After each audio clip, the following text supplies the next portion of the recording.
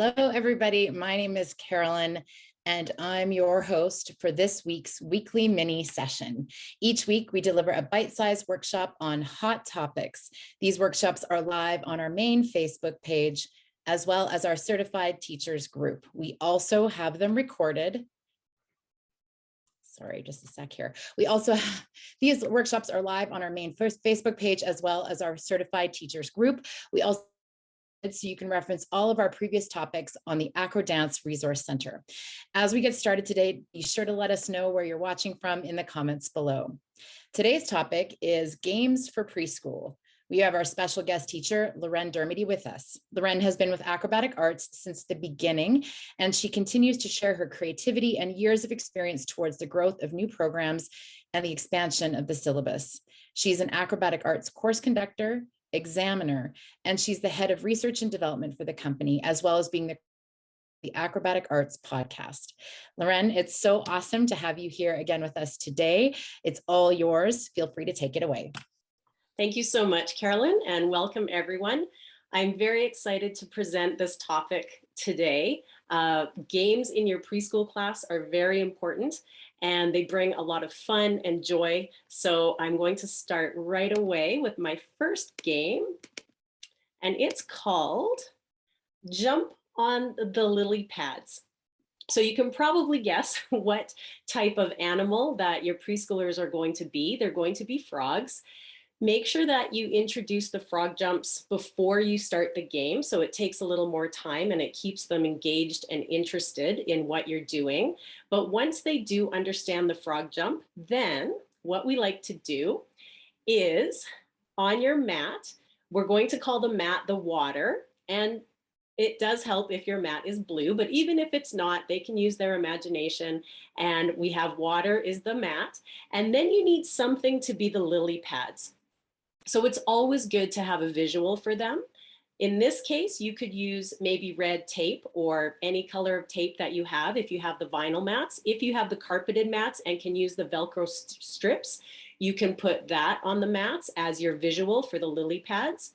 Or if you have the Acrobatic Arts acro dots with the handprints, you could use those, and they have to match up their hands with the handprints when they do their frog jumps, and that's their lily pad.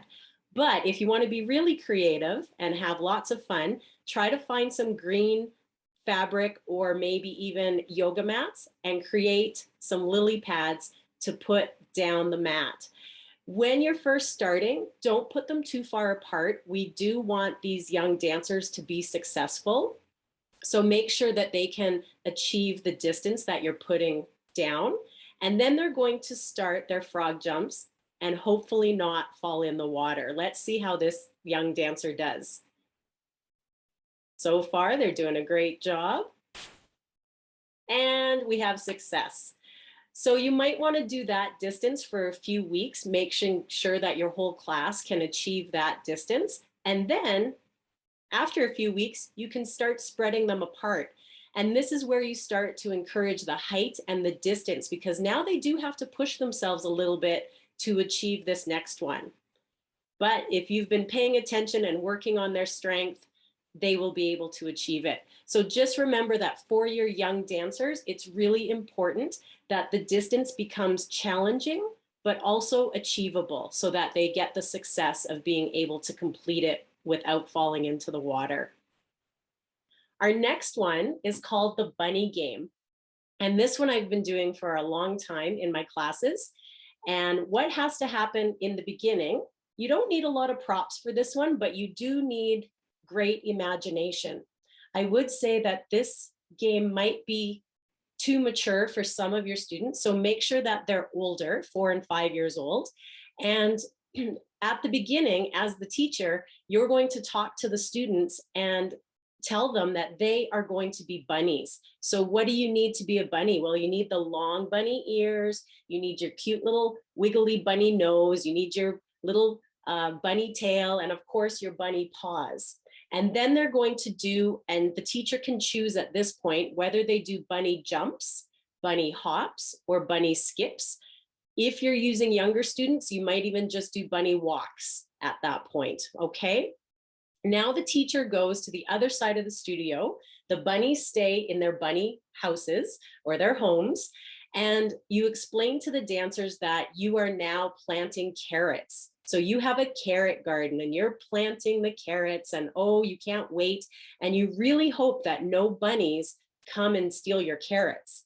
This is where the game starts to turn into red light, green light idea. When the teacher's back is towards the students, the bunnies can come and try to steal the carrots. But when the teacher turns around, the bunnies must freeze. And that means that they're hidden and the teacher can't see them anymore. And then the teacher turns around and we'll see how this works out. So here goes my bunnies. They're doing their bunny jumps. Oh, and the teacher turns around. Did I hear bunnies coming to get my carrots? But because your students are so still, you can't see them. So you're looking and looking. Guess I didn't hear anything. I'm going to go back to my carrots. These carrots are going to be so good. Oh no, I really thought I heard bunnies this time. But again, they're super still, so you don't see them. Planting your carrots and taking care, watering your carrots. This time you see them because they're so close to your carrots. Oh no, bunnies in my carrots. You act really surprised. Then you pretend that you're going after the bunnies, but you never catch them. And they get back to their bunny house nice and safe. And then you're like, wow, how many carrots did you get? And you ask them, and sometimes, especially the younger ones, you know, I got 1 carrot. You're like, yay. And then someone might get 3 carrots. Someone might get 5. And some of your older dancers will eventually get 1 billion, million, trillion, infinity carrots. And then you say, wow, that's great. Let's all have a bite of our carrot. And then you can practice it again. So the great thing with that one is that they have to learn self-control, that they, you know, can't move when the teacher turns around, otherwise they'll get caught. And you can work on their jumps, their hops, and their skips. So that's always a fun one. Then we have the cartwheel pyramid. So now your dancers probably are a little older, maybe 5, 6-ish, maybe 4, but they must have a solid pre-cartwheel without a spot for this game. Okay, so you've already put in the time, you've been working on their pre-cartwheel, they can do it successfully on their own without a stack to put their hands on. And now that all they need to work on to get a nice cartwheel is to get that wide split and understand that they have to get their foot from one side to the other side. And they also have to start understanding that they need to get their legs vertical. So what you need for this game are some blocks, and generally the yoga blocks work the best. So we're going to set up the yoga blocks across. The width of the yoga blocks set up like this will help them achieve the legs going from one side to the other side. And then you can start to make your pyramid. This is a small pyramid right now, but you can make it larger if you have more blocks. The height of your pyramid will help them understand that they have to get their legs vertical. So what happens if they still are sort of swinging their legs bent out in front of them? Well, all the blocks might go scattered. And then they really understand that they didn't get their legs up because they hit the blocks. The next week, maybe they don't hit them as hard, and eventually they might just, you know, teeter on top. But then they're ready to try. We're going to see if our preschooler can stand very close to the pyramid and achieve the cartwheel. And yes, this dancer is doing a wonderful job. I wish all my preschoolers looked like that, from getting from one side to the other side. And of course, we are going to do both ways. Always do both ways, even if one side isn't as good as the other. The only way it's going to get better is to practice both sides at the same time. Now, what you can do if they're ready for more, and this stack, and maybe you don't have enough yoga blocks to keep building, you could build a tower straight up, or you can add a stack of mats. So if you have the panel mats or the folded mats, just fold them up, make a stack, and then put the cartwheel pyramid blocks on top of that. And that will have to make them get their legs even higher and straighter and more from side to side. So that is a fun one, but remember, they must really be proficient at their pre-cartwheel before you introduce this game. And the last thing I want to talk about today is making a sticker sheet. This isn't a game so much as it is incentive or motivation, and it makes for a wonderful memento at the end of their dance season. So I am a big sticker giver outer. I love to give out stickers. I love finding stickers. But what used to happen is I would put them on the dancers' hands and, I'd find them in the dressing room or stuck to the studio floor, and my studio owner did not like that. So I decided to make a sticker sheet. So what I did was you get to pick the color of paper that you want. So you could have blue, green, red, yellow. I'm going to go with orange for this demonstration. And you're going to put the name of the class on the sheet. So if you're doing a ballet class, you could put ballet dance or jazz or hip hop, but we are doing acro dance. So I put acro dance in the middle.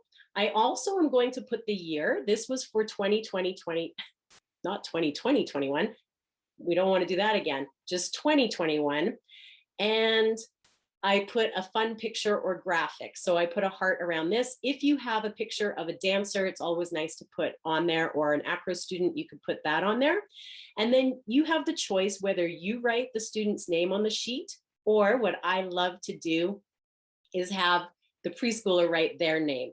They love to do it. They're practicing it at home. Sometimes they they take a lot of space for the first couple letters and then they squeeze in the end, but it's a really nice keepsake for the student and the parents. And then we get to start adding the stickers. So I always like to put the bigger stickers first so that they don't run out of room. I try to help them as much as I can, where to position. One time though, I had a student, they just put all their stickers on top of each other. But that was their choice artistically, so I let them do it. But I try to help them space them out a little bit. So with these Acrobatic Arts stickers, they are fairly big. And once they've collected all 10 of these stickers, then we can start doing some smaller ones. Maybe some colorful flowers, balloons, shiny stars. Also, animals are great. We've got monkeys, frogs, butterflies, whatever you can find. And then to make it even fill up even more, I put little stars in between, okay, or whatever little stickers you can find. And then they have a full colorful AcroDance sticker page. It has their name on it. It has the year on it. Once it's full of stickers, it's at the end of the season, then they can take it home and, probably put it on the fridge. When they see it, they might remember you or the dance class and maybe practice, which is always good, but it's a nice keepsake. So I hope those help. I just want to end with a quote about children and playing. This is a famous quote, and it says, "Children learn as they play. More importantly, in play, children learn how to learn." And again, I'm going to stress how important playing games is in your preschool class. So I hope that helps, and I will send it back to Carolyn. Awesome. I want a sticker page. That looks like so much fun. Wow. Like, honestly, some great ideas there, Miss Loren. That was fantastic. Thank you so much.